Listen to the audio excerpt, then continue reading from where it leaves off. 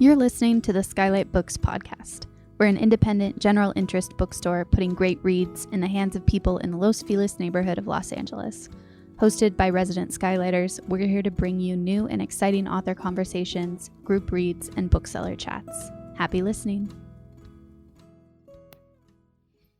Hi there, you're listening to the Skylight Books podcast, Skylit. Today is the first episode of our new special series, Lit Angelus. My name is Emily VanKoughnett, and I'm here today with my very special coworker, Alena Saunders. Hi, Alena. Hi, Emily. Oh my gosh. It's so great to be here with you. Yes. We've been planning this podcast for what feels like a year. A year. We haven't been, because I haven't been working there for a year. Yeah, but might as well have been a year. But we've been like talking about this for so long. And yeah, Lit Angelus is our new series. Yeah. And Emily, tell us, why are we doing this series? Yeah, for sure. Well, so this series is focused around Los Angeles novels and what Los Angeles novels are. So we will be reading a book an episode. Yep. To kind of explore what the Los Angeles literary scene is. Yeah, totally. I mean, when I moved to Los Angeles, I'd never planned on moving here, and I moved here 10 months ago. And I found it a very confusing city. And so when I'm confused, what I like to do is read a bunch and hope that helps. So we kind of both were thinking about, what it means to be a writer in LA, what it means to live in LA. And we thought the best way to explore that would be through the books that LA made, or the books that made LA. Yeah, but that's the thing is we talk about all the great art that LA makes, but very rarely is it books. Yeah. You think about New York being a great literary city. You think about Paris and London and so many other great cities of the world, which LA is among. And there's not a hard literary scene that you can look to in the way that you could look to Old Hollywood or Topanga Canyon as being hubs for great art about LA. Yeah, absolutely. So we thought to start talking about LA literature. Yeah, so we're going to talk about it and figure out what the great books are, who the great writers are.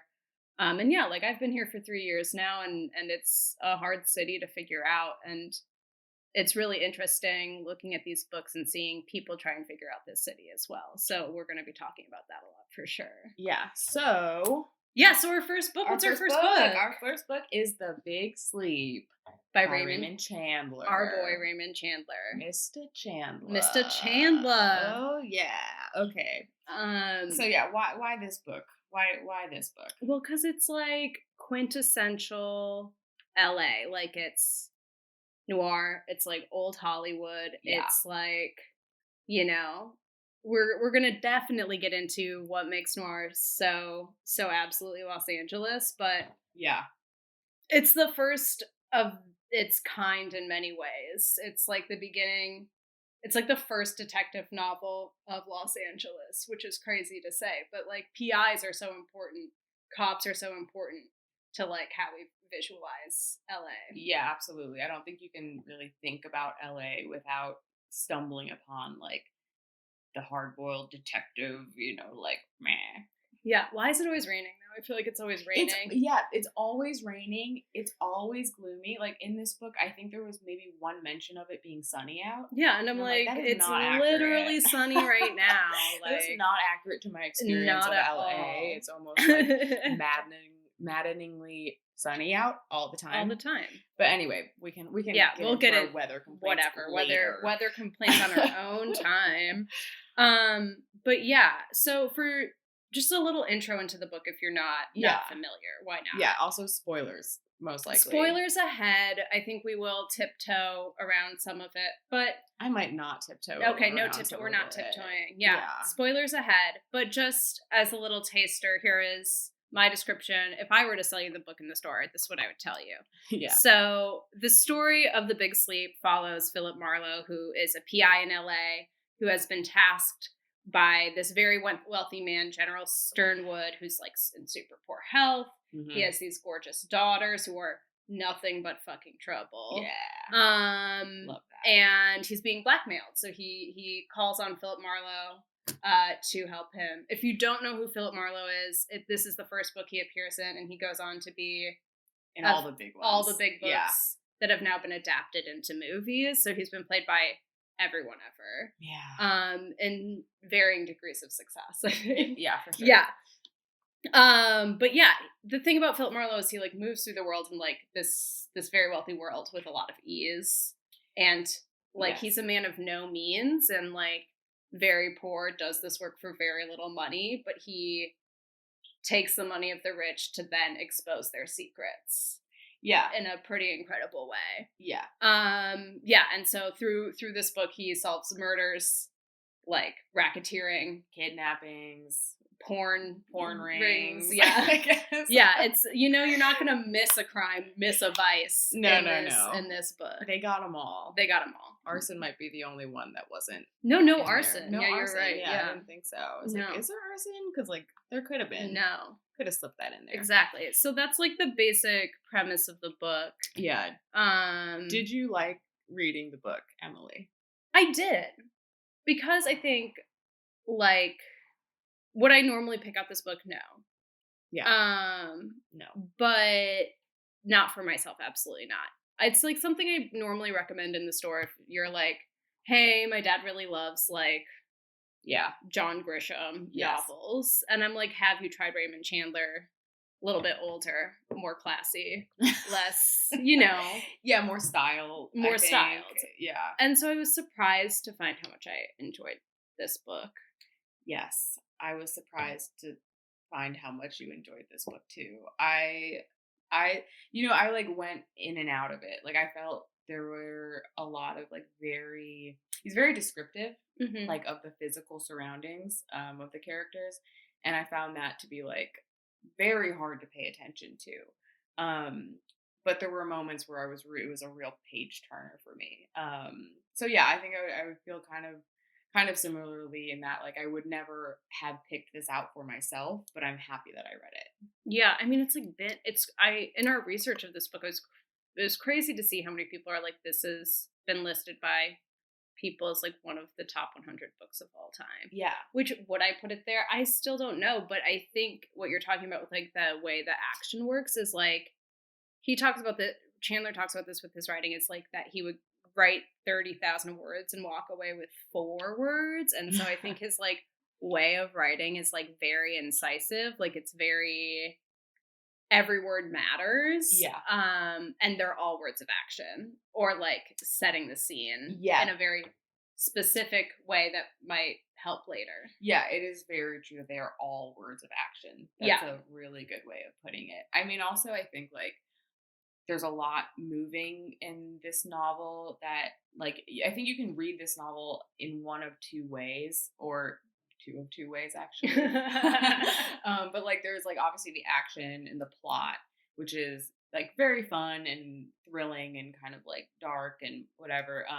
But there's also like a lot of the underlying stuff. Like we talked about in the 1920s, there's a huge boom in population in Los Angeles, and then the Great Depression hit. So it was so there's like the real darkness of people trying. I mean, yeah, I just think that there's like kind of, and I don't know, you can disagree with me if you think this is wrong, but like there's kind of a social critique happening. Oh, there's absolutely a social. Yeah, it's like primarily social critique. Yeah, exactly. So I don't know why I was so timid in saying that. No, it's like absolutely like this dude is here. This like Marlowe is here, and Chandler is using Marlowe to like expose the seedy underbelly of this city. Yeah, and not only the seedy underbelly, but to like show these like super rich people. And like it's kind of like a great equalizer where it's like, well, like these super rich people are also super messed up and like really devious and they all have their faults. It's like, you know what I mean? And it's like when we picture LA as so glamorous and people flocked here for the glamour. Yeah. Like to then see that like a lot of people here have to make their money, and like, especially at the time, this was like during Prohibition, when so many things were illegal, and to like have these people then to like participate in crime in order to like make their way. Yeah. It's like a huge part of it. And also you're watching this city get built up in ways that are corrupt, that like are the foundation of this city. And that's what Marlowe, I think, sees and wants to like, or I keep saying Marlowe when I mean Chandler. Yeah, I'm like one and the same probably. Kind of, yeah, I think so, because I mean we talked about this, but like Chandler was an alcoholic, definitely participating in the Prohibition, and all the drinking, and like, you know, he's probably been arrested by cops a handful of times, and I would imagine many a time, so, I believe. Yeah, like, you know, running into all these problems and these people. So that it's like so clear in his work that he's like, I gotta get a little guy who's like shockingly ethical. Very ethical to like solve these crimes. Yeah. Like, what a weird woke man. I know, like for that time period. Yeah. You know, what did you make of Our Leading Man? You know, I thought it was interesting because as I was reading it, I was kind of weirdly wondering, like, what would Farlop what would Philip Marlowe do in like these particular situations that I'm going through in my life right now? Sure. Which like I'm a young single girl in Los Angeles. Los Angeles and all the difficulties that entails. But then I was realizing, like, as I was asking myself those questions, not that I would, you know, want to follow in his footsteps, but I was realizing that we don't really get an insight too much into like who Philip Marlowe is, like his background or like his actual life outside of his detective work, which is like maybe he doesn't have a life outside of his detective work, which is fair. But yeah, and then we were talking about a few moments in the book where you actually got to have like key insights into who he was. And I mean, the one thing about noir that I really, or at least like this book that I really did like, is the kind of the real duality of almost all of the characters. Like, they could be both very good and very bad and very corrupt and very pure, and they kind of would turn from, you know, abruptly turn from the good to the bad and back and forth like that. And like Marlowe was a great foil to all of these people. Like he would walk into these situations that were like insanely tense, or like where he would really like put himself at risk. Like, like he would just like he sneaks into places where like he could get shot. Yeah. And he's just so cool. And never has a gun. Always steals their guns somehow. Always walks away with like 7 guns, and he's just like, got another gun. I got these guns. And he's just always like, like dodging bullets, like in this crazy way. And then these people kind of like almost like turn to putty in his hands. Like I'm in part thinking about that scene towards the end where he is driving with one of the daughters out to the ocean, and she wants to sleep with him. Yes, the first Mrs. of the Reagan. 2 daughters to want to sleep with him. Yeah, the Mrs. Reagan. Yeah, Mrs. Reagan. Yeah. And she's like putting on the moves, and he's like, so like, tell me the truth. Yeah.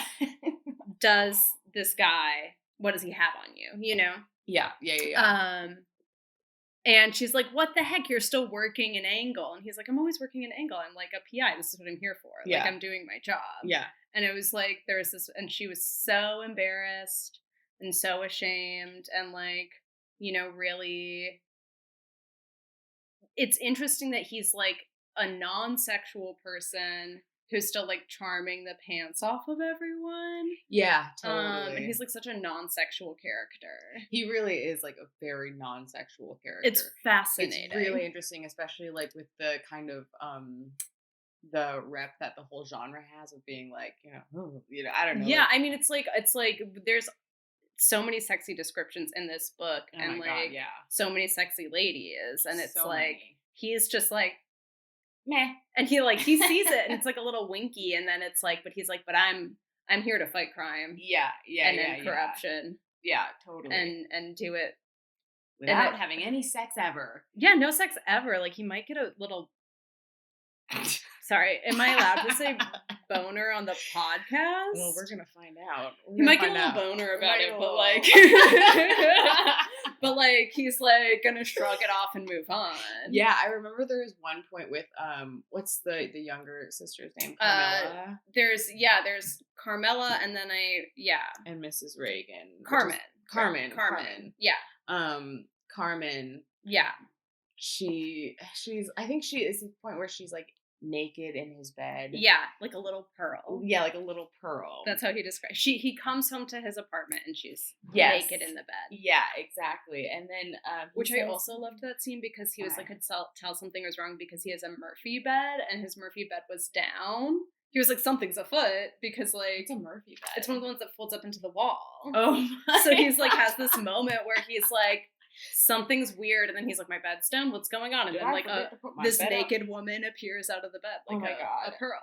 But there was a moment there where he said like she had the look on her face and that real or something about like a woman's body not always being irresistible to a man, which I thought was really interesting. Yeah, for some reason it kind of caught me. Yeah, but yeah, I don't remember what question we were talking about. We were just talking about him and how interesting he is. And I do think that he's like such a great detective, like solving all these crimes. Like literally it like falls. It's like, I think we see him thinking about it like twice. Yeah. Like he's like, no, I know. Yeah. No, totally. And then also, he's so charming and all these people who are so corrupt. They all take to him. Yeah, they all like really are like, man, you might have just figured me out, but I like you. Yeah, They're like, I like your work, man. I feel like he'd be the kind of dude to be like, oh yeah, Mr. General Sternwood is, I think I'm his best friend. He's not my best friend. Oh my God, he would absolutely say that. There was like one more thing that I wanted to talk to. Oh, so we were talking about the description earlier and how much description he puts into all these like physical places in his book. And I was thinking about it in terms of like a lot of even like the description of the Sternwood mansion or whatever is kind of grotesque in a way, you know, like it's kind of eerie. And I was thinking so much about the way that he described what you would normally think of like a beautiful, open, like lavish kind of palace. And he describes it with the exact same kind of language as he describes, you know, like Geiger's house. Is that Geiger? Is that how you pronounce it? I think so. That's how I've been pronouncing it. I would say so. Let's go with it. Yeah. But I'm just like, I think I'm really obsessed with that kind of, because I feel like that must be what drew a lot of people to this genre at the time. Is kind of like the, like, maybe low key or maybe not so low key resentment of like the wealthier classes at that time when so many had so little. Yeah. And to see like them as them represented not in like this beautiful like way, but in kind of a grotesque opulence. Yeah, and he always made this the Sternwood family the family that was like he was working for. Yeah. He made their like opulence feel silly. Like it felt silly. I really liked this one line. He's on the phone with Mr. Norris, who's the butler of the Sternwood family. Yeah. And talking about, like, General Sternwood is not in good health at all. And he's this, figuring out the situation is, like, you know, one of his, like, dying kind of things. Yeah. Because for many reasons. But Marlowe's on the phone with Mr. Norris, and he's like, yeah, I'd love to come over and drink his brandy. Could you get it ready for me? He's like, I'll drink his brandy and his champagne. And it's like so funny. And just like Mr. Norris, like he smirks over the phone. Yeah. And he's like, yeah. And it's like, because we are just the men that work for these people. Yeah, exactly. And it's like these little tiny moments where you can tell that he put so much into making this like the every word matter. Yeah, exactly. Yeah. So I think do we have any closing thoughts on this book? I liked it. I probably won't read any of the other ones, but I did enjoy it. Yeah. I might read another one. Will it be right now? No. There's too many things to read in the world for me to. That's my feeling too. perhaps read this again. But then again, I'm not one to tend towards mystery, and I found this, like, it's interesting, I think, just kind of quickly, like, the way mystery works in this book. Like, Right. we're not working towards, like, some grand finale. Yeah. We do kind of get a grand finale. I think there's a which is also an interesting part of the, like, sexuality thing. Totally. That it ends up being this girl who is spurned by a man. Yeah. And I think there's something interesting that, like, though it's like these piles of crime, crime after crime, and, like, within each crime is another crime. Yeah, it's very layered. It's very layered, and he just kind of picks them off one at a time. Yeah, I felt like the plot was the plot was very interesting, the way it was all kind of woven together, you know what I mean? Like, it started out as one thing, as like a blackmailing case, and then it slowly kind of evolves and then overlaps with this other case. And then he witnesses a murder, and then there's another murder that's tied to that murder, and then in order to figure out the bigger thing, it goes back to the racketeering, which is the thing at the big money that's, like, guiding all of this. Yeah, exactly. So it's, like, really interesting that it's like he kind of represents, like, he's like an optimist, almost, like, picking apart the corruption of this city, like, one by one, and it's, like, very interesting that he does that. Yeah, it's kind of interesting that you call him an optimist, because I would never really thought of it that way. But but now that you say that, I can kind of you can kind of see that. Yeah, because he never really what was the word for it? Like, dooms anybody. You know, no, he doesn't really. It's like it kind seems of like condemn them. Yeah, you know, like, even at the end with Carmen, he's like, okay, well, sorry, big spoiler. But, like, you know, she tries to shoot him, and he's kind of already figured out her deal and is loading her gun with blanks. And as he's talking to her older sister, Mrs. Reagan, he says kind of like, okay, well, get her the help she needs. Yeah, get her out of town. Drive her the fuck out of here. Yeah. And then, like, get her the help she needs, which is like, okay, that's really kind of an interesting idea, that, like, he's not condemning her. He's not saying, well, I'm sending you to prison. And he, like, never turns to the cops. No. Because he doesn't trust the cops. And it's like, I think, kind of on the final note of this, it's like, the PI is such an interesting figure because the PI barely exists in the real world, but is, like, such a great fictional tool to, like, you know, undercut the corruption of the city. Yeah. Like, I'm obsessed with Veronica Mars. Me too. And, like, Keith Mars, ex-sheriff, so great, turned PI with cool daughter to help out. It's like, what a great little sweetheart. Like, fascinating, in a time when, like, cops are a complicated, terrible. I'm not gonna act like I like the cops. What am I talking about? I'm not gonna present a nuanced opinion. I'm like, in a time where I hate the cops, as I always do. Cops are terrible and always have been. I was, in my research for this, I was watching a funny interview where this, like, British guy was, like, doing a Raymond Chandler tour of LA, and they go and talk to the Santa Monica police, and the Santa Monica police officer was like, well, he never talked bad about the Santa Monica police, which I find interesting. And I was like, he's like, all the other police departments have been corrupt in the past, but not Santa Monica. Not Santa Monica. And Raymond Chandler knew that. Yeah. He knew. And I'm like, oh my God. But, like, all in all, I think it's, like, this crazy kind of, like, outsider, like, thing in this society.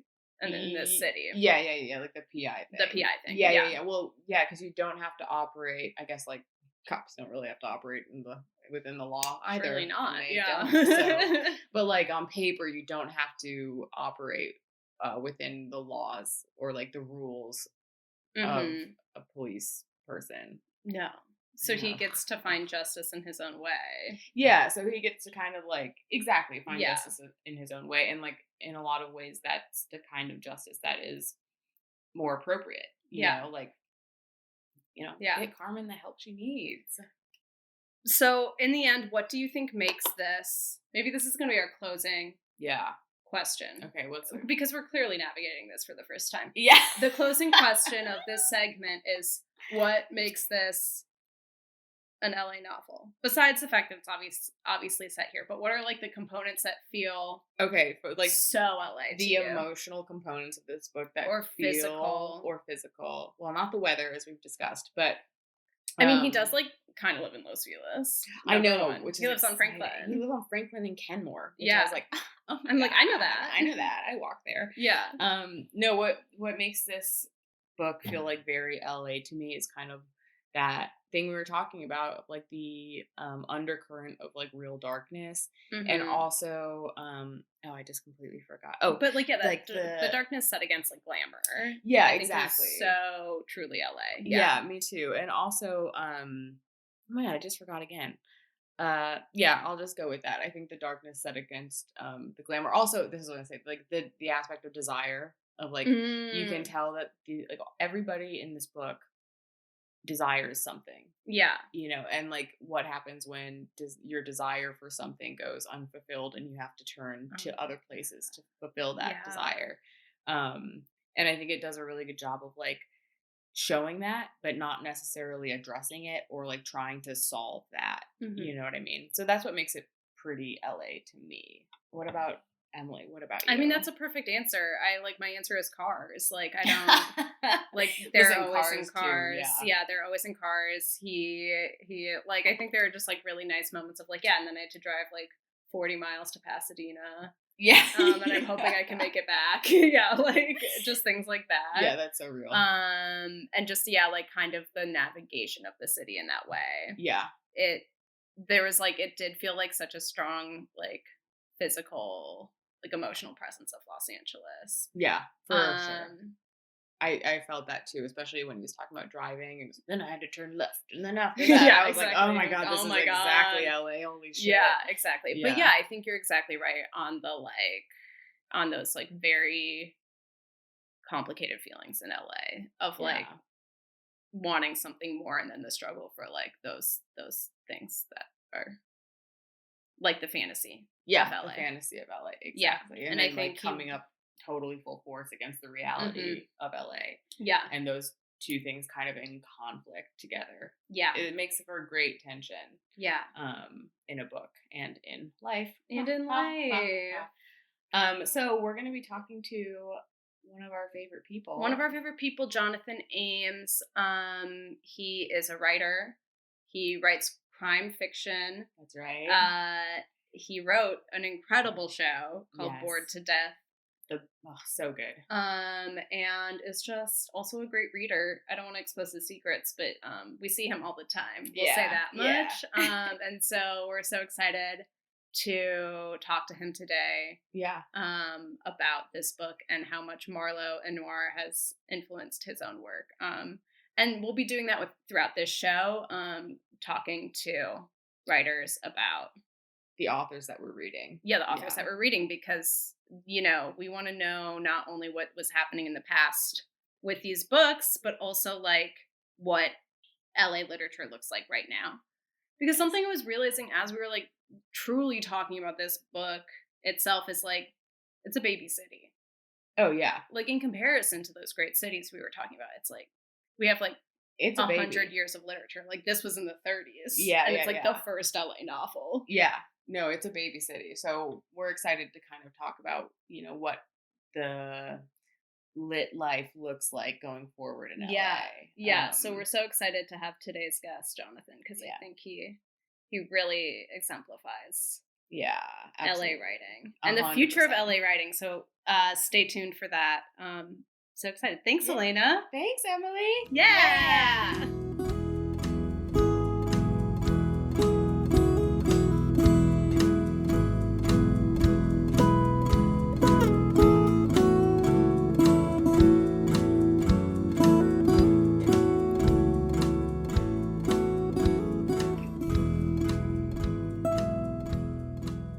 Jonathan Ames is the author of the detective novel A Man Named Doll, and he has a new mystery novel coming out this September called The Wheel of Doll. Welcome, Jonathan. Thank you for having me.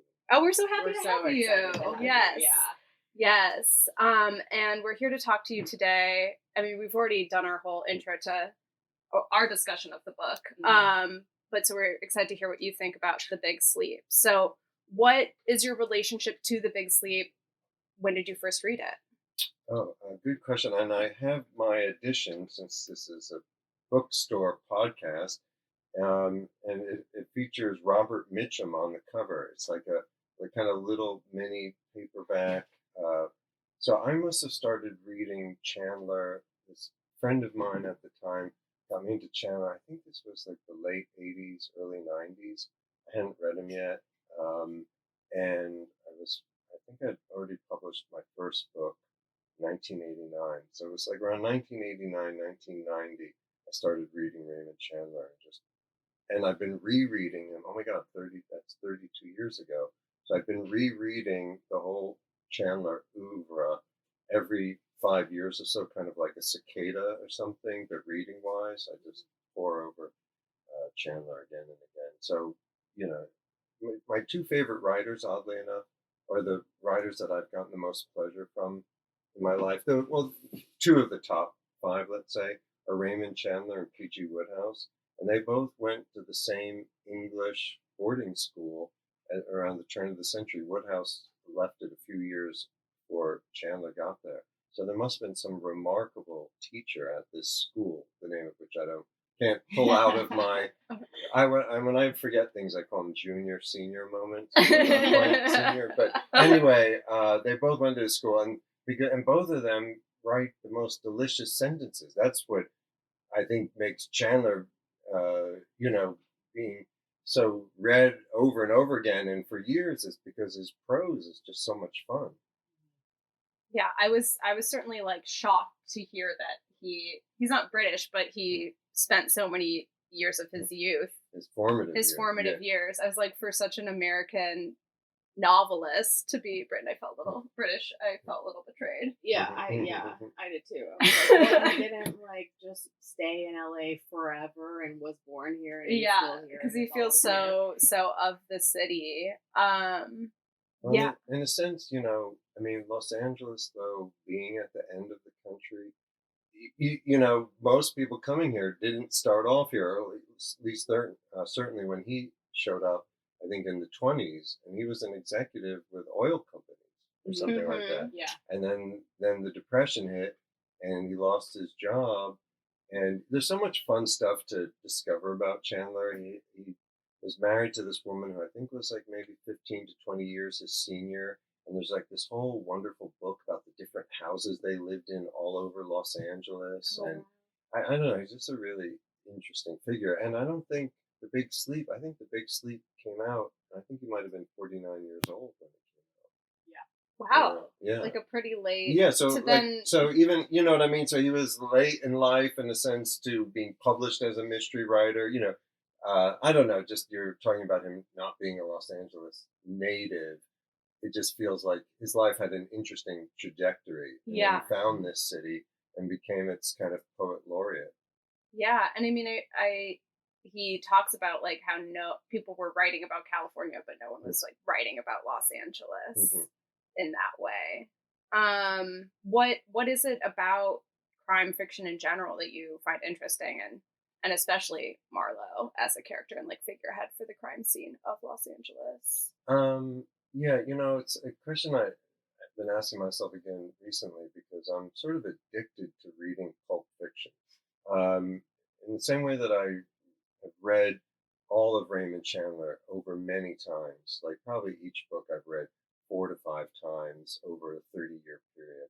And I'll just pick them up again. It's like comfort food for me or something, comfort prose.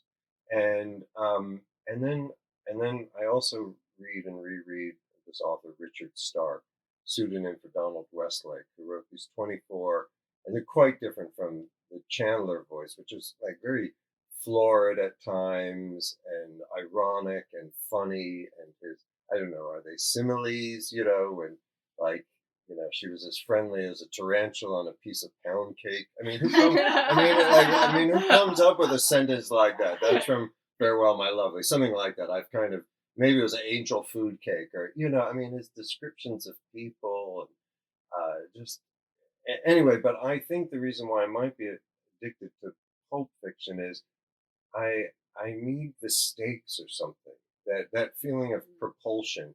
I just so have drifted far away from reading literature. Like, I did pick up the Overstory at some point during COVID, and I read the first chapter, and it was beautiful, and I cried.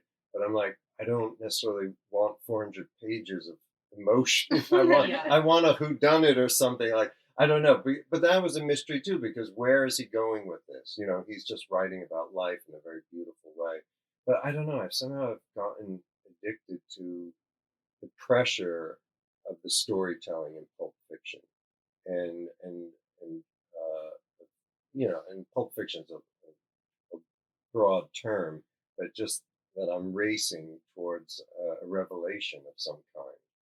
I don't know, and I'm rambling, but I've gotten addicted to that, and then that's what I've been trying to write myself, this sense of propulsion, because that's what I've really come to love, especially the people out there that haven't read Richard Stark or you guys. It just propelled. Like, I think there was an introduction to one of the reissues of these Richard Stark books. It might have been by the great writer Luc Sante, and he said something like, you can almost inhale these books in like a single breath.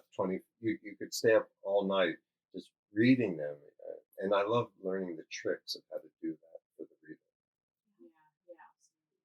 And I just a quick thing is, like, there's so much in contemporary literature. Like, it seems like the problem with contemporary literature is that there's like a full lack of plot. And like a lot of people talk about that in fiction, how there's like no plot anymore. There are a lot of books out there that don't seem to offer up any stakes. It's kind of like you said, like very emotion based, very internal. Interior life, interior novel. So it is really interesting to see this novel full of action, like the pulp novel's full of action in that way. That, like, I certainly am. I crave. Like, I feel like I'm looking for books with that more and more. Yeah, me too. Definitely. Yeah, because it seems to be like harder and harder to find, at least in contemporary literature.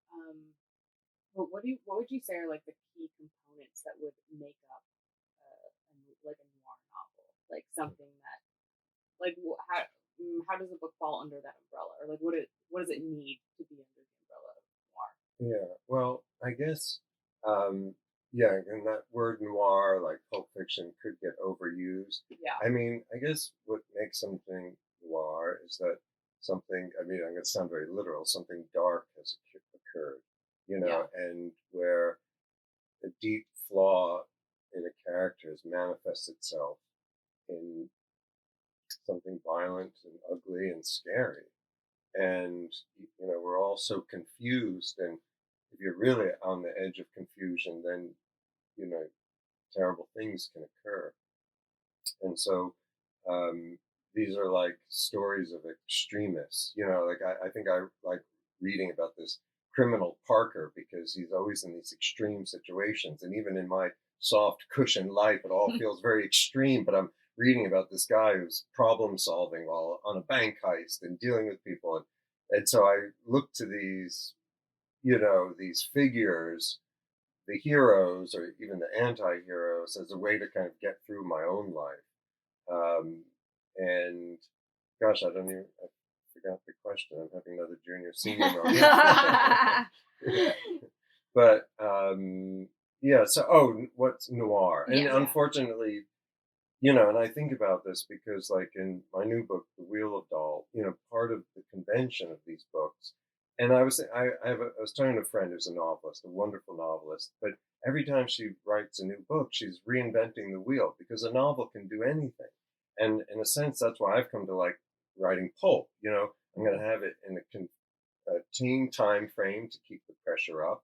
A murder or something's going to occur, and my guy, the hero's got to find the killer or achieve justice of some kind, or so I've got a form, and I've got all these, it's like writing a soap opera or a certain kind of poem. So it gives a shape to it that I can then describe the color of the sky or the way someone's eyes are liquid. You know, these other fun things that one gets to do as a writer, to observe, to try to say, I was here, look at the beauty I noticed, or something, or I want to express that I've noticed beauty and share that, or just try to make sentences and give some joy to another human being, a reader, but then also this thing of the stakes of what's going to happen next. So anyway, noir, I think, unfortunately, there's violence and extreme situations that, you know, three of us hopefully, you know, I mean, we're law-abiding, you know, we all, everyone has got all sorts of issues in their life and things they have to show up for and people getting sick. But if you lead a law-abiding life, you're kind of, you know, I don't know, it's not quite noir, but it can certainly be challenging. Yeah, that's really interesting what you said about kind of like the constraints of that form, being able to kind of like explore and like work more deeply with the prose, you know, because you have those constraints when you're writing. Yeah, the story constraint. Like this, I still gotta, you know, like when I was writing the new book, it's like, okay, I can go on tangents, you know, but I'm not going to go too long because the reader who's coming to this kind of book generally, or if I get readers who are more into literary fiction, I still want to service the reader who wants to turn the page. Yeah. So I'm more judicious with a quick bit of poetry, but it's sort of fun to slip that in. But also at the same time, while you're writing, this was a quote from P.G. Wodehouse. He said, "Try to give pleasure with every sentence." So even if you're writing pulp, and that's part of the fun and maybe the lore of Chandler, he like gave pleasure with every sentence. You know, of course, you've got your little joining sentences here or there. You park the car and cross the street. Every now and then you got to do something just like that. You know, that's not, you know, but you could even do that in an interesting way. So, but yeah, the detective novel, the mystery kind of gives you a form that where, you know, and for the reader also. Yeah. There's this one line in The Big Sleep that I keep finding myself thinking about, which it's like very funny because it's like such a, you would think of it as being like a throwaway line, but it's at some point where he's like, got to sit and ponder, which you don't really see Marlowe pondering all that much. He's very much going into, he knows what he's like very guided by his gut and knows how to solve these crimes so easily. But it's just this line where he's like, and now I like sit back and I think and I just let it's just time for me to let my feet dangle. And I don't know why, like I love that idea of him like sitting in his chair and his feet are just dangling probably for like hours. Like he's just sitting there for hours. But yeah, it's interesting how much he can like paint such a picture with such like so few poetic words. Yeah. That is a really great line. Yeah. I don't know why it's like you know exactly what he's talking about. You know exactly what he's feeling. It feels like, you know, the timing of it too. It's like kind of maybe like the end of the second act, like, and so now it's like, and then the curtain goes down or something, and you just see him just sitting back in his chair and his feet are dangling, and we're left trying to figure out what he's going to do about solving the rest of the missing person. One of the fun things in thinking about Marlowe, and we're sitting right here on Vermont Avenue in Franklin, is that this corridor is very much, you know, Raymond Chandler, Philip Marlowe's corridor, you know, down Franklin, into Hollywood, you know, his office was somewhere on Hollywood Boulevard. A lot of the cases take place up in the hills around here. Yeah. There's one story in the book Killer in the Rain, which are these early published stories of Chandler that he then removed from print in a sense because he began to draw upon them for his novels. But I think the title of the story is either Find the Girl or Try the Girl. And what I love about that story, which was one of the stories that he cannibalized to write the novel Farewell, My Lovely, is that it takes place on this like street up Beechwood Canyon. I live in Beechwood Canyon. So I like go on this street all the time and I see the house that he described. It was like a little Spanish house tucked against the side of a cliff, but there was a way to get into the house from below onto the porch, which I see when I drive up there. And I'm like, I love, like, because Chandler has meant so much to me, but some of these places, and then there's this beautiful apartment building on Franklin, the Montecito, which again he wrote about in one of the short stories that I think he drew upon, and where, and the character might not have been named Marlowe, because in some of the early short stories he had some different names, and then eventually it just became Marlowe. But anyway, it takes place at the Montecito, and it even talks about where you park the car behind the apartment building, and I drove down the little side street so I could see where he pulled the car in, and just this beautiful old, Art Deco 1930s building. But all this was pretty new. And Chandler, and then through his muse, Marlowe, I don't know if you could call it a muse, but his Vessel? Vessel's a good word. Sure. What's the other? Oh, Avatar. Avatar, yes. But maybe overused now. But anyway, so it's fun, so this foot dangling, or him sitting in an apartment building, and I think he lived somewhere off one time off of Franklin. He was in Kenmore and Franklin. Yeah, so he's up there, making his coffee and playing his solitary chess game. And, he's such an unusual figure, and that's why I love the last line of The Big Sleep, though, because he's every now and then he kisses a woman, but it wasn't until I think the very last novel that he has some sort of affair. I think in the book Playback, but this thing, this woman Silverwig, who saves him at the end of The Big Sleep, and I just always love that last line. I'll read. I got to put my glasses on. And he used the exact same line from the story that he cannibalized his own story called The Curtain, but he repeated the last line. So it's on the way downtown, I stopped at a bar and had a couple of double scotches. They didn't do me any good. All they did was make me think of Silverwig, and I never saw her again. I just love the feeling of that line. All they did was make me think of Silverwig, and I never saw her again. When the woman was wearing a silver wig. Yeah. You know what I mean? I don't know. There's just like a lamentation there. Yeah. And and driving over here, like this, I'm not necessarily great on music, but Lana Del Rey, the famous singer, but she writes and sings so much about Los Angeles. And I was thinking, in anticipation of seeing you guys, that her music is kind of like pop noir. You know what I mean? Because a lot of the stuff she expresses is almost really like, is. All they did was make me think of Silverwig, and I never saw her again. There's something like pop noir to all her melancholy of these lost loves, which she was writing about in her teenage years or 20s. But there's a sort of glamour. There's a kind of old LA, new LA, or something. And she has that very famous song, Summertime Sadness, which is like, is there a more like noir, like LA feeling than like being sad in the summertime? Yeah. So anyway, I thought, I don't know if people have used that, pop noir. Yeah. But I feel like she's very pop noir.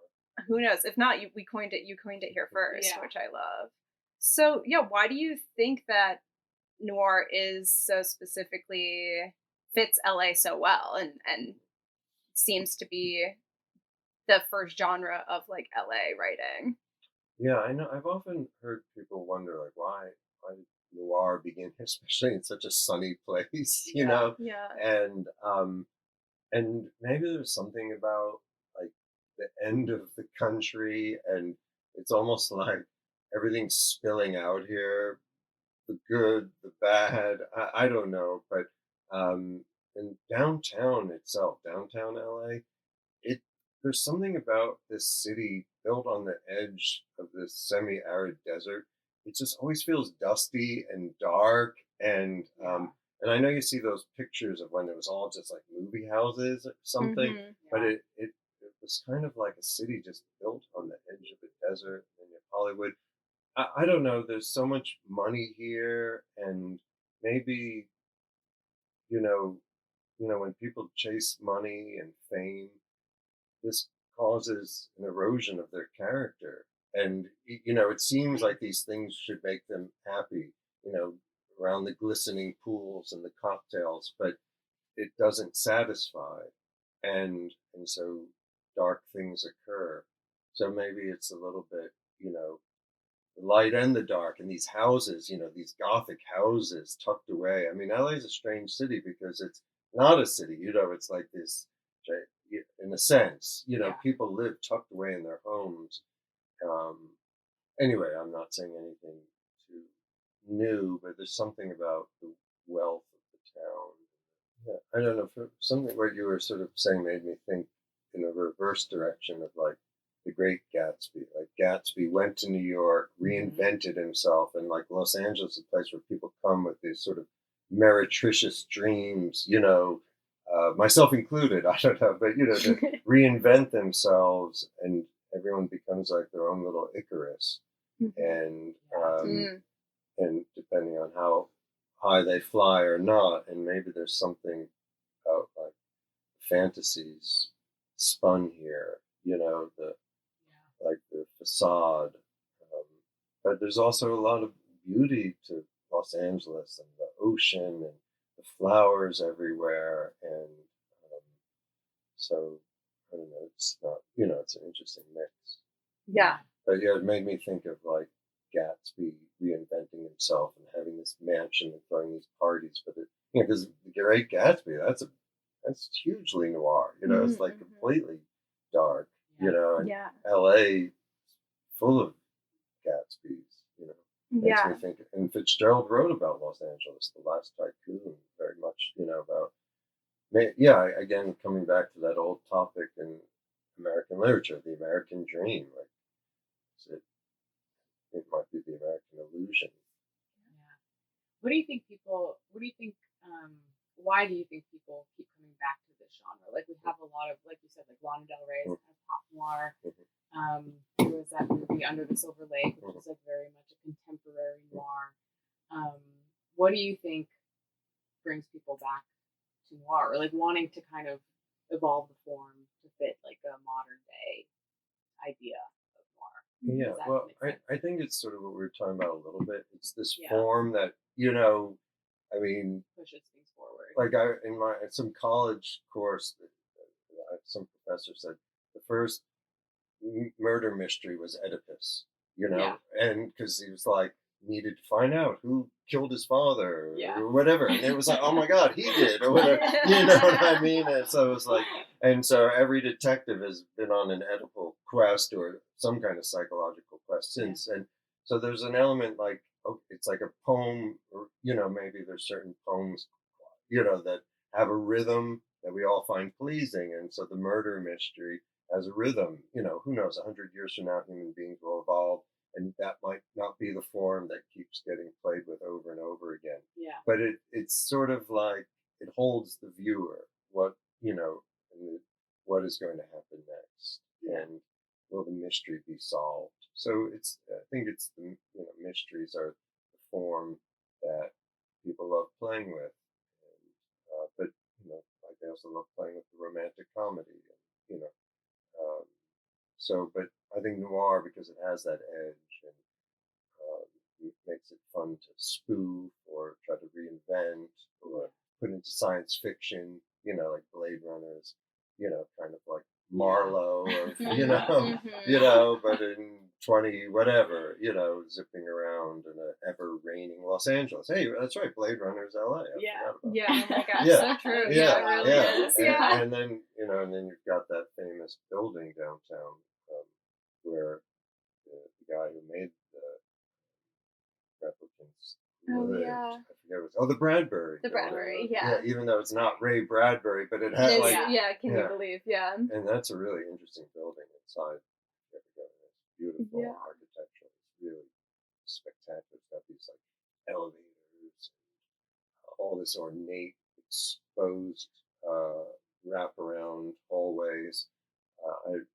In my TV show Blunt Talk, because of like loving Blade Runner and stuff, we got to film there, and it was a really beautiful spot. That's amazing.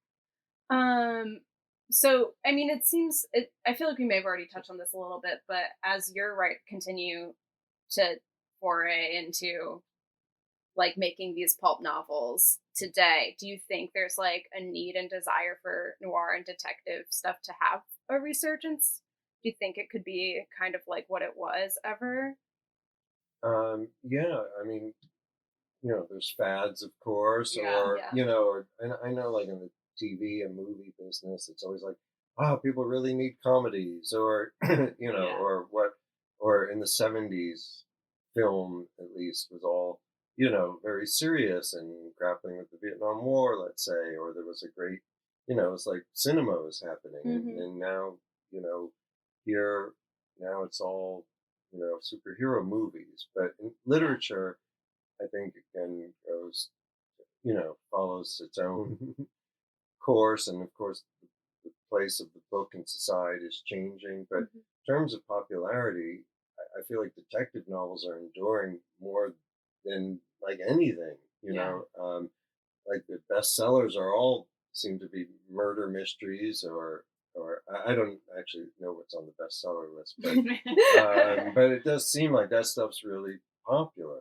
And I mean, I got drawn. I really enjoy all the like the Jack Reacher novels by Lee Child, and I was just like, just so admired. Like, wow, one a year, and they're really fun page turners. And so, I mean, he's a detective. He's a brawling, guy, 6'5". I mean, the descriptions of Jack Reacher and these elaborate descriptions always of like the torque of his punch. Like, I don't know. If I'm moving at 50 miles an hour, like you get his internal calculations that he's always doing.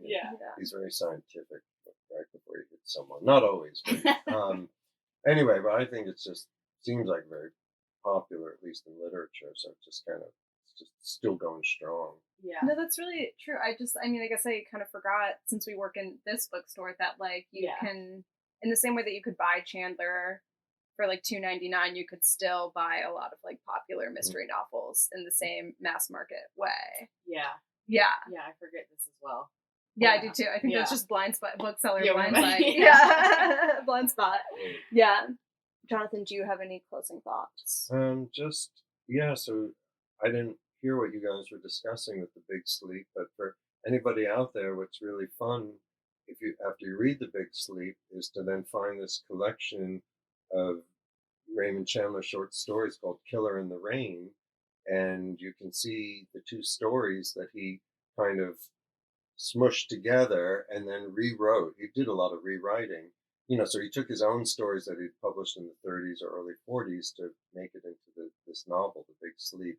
So I just think it's interesting to see how he rewrote things, what he chose, what he took out. And he did that with most of his novels, I think, except for The Long Goodbye and Playback. I think the last two books were not cannibalized from short stories. And in one of his novels, The Lady in the Lake, literally, there was the original short story called The Lady in the Lake. So he actually used the same title. But for example, like I was saying, that one short story, Try the Girl, that, and maybe a story called something Jade Mandarin, or he drew upon a couple different stories for making Farewell, My Lovely. But it's just interesting to see what he did. And then also I think it's good for writers out there. Sometimes you have a long short story, rework your own material. Yeah, that's what I was going to say, is like for like writers, that's got to be a really interesting thing to see, like how that works, and how he, like what he chose to cut and what he didn't, and what sentences he kept, like the last one, the last sentence, and he kept the exact same last sentence, which I happen to love the rhythm of. Me too. But then the famous scene in The Big Sleep, which they recreated in the movie with Bogart, where like he's with the old man surrounded by the orchids and the blankets, and and so there's a description of that in the short story versions, and then there's the description of that in the novel, and he made it even more elaborate. But you see the architecture and the framework of the same concept, and then he went back to it and had even more fun with it. Made it even hotter and all that. And then he also changed the killer in the story. I won't give it away. It was a different killer, But there's, yeah. Oh, now I'm like, wait a now I minute. have to read it. Yeah. I'm like, who else could it be? It could be anyone. Yeah. It could be anyone. Could be anyone. Yeah. Well, thank you so much for joining us. For having me. You were a dream guest, so we're so happy Always. you could be here Yeah. with us in our fun little setup. Yeah. It's really fun, cute, cozy Yeah. setup in our It break worked room. out all right. Yeah. Yeah, it's not so bad. Yeah. And I guess we sign off to Now our we listeners. sign off. Thank you so much for tuning in to our first episode of Lit Angeles. Coming up next, we'll be talking about LA Woman. And that episode will be coming out really soon. So stay tuned. Thank you for listening to the Skylight Books podcast series. Please don't forget to visit our website at skylightbooks.com and make sure to follow us on Twitter and Instagram. Also, don't forget to subscribe to this podcast for more author talks and bookseller conversations. You can find us on Podbean, iTunes, and Spotify. Stay safe and healthy, and we hope to see you back in our store soon.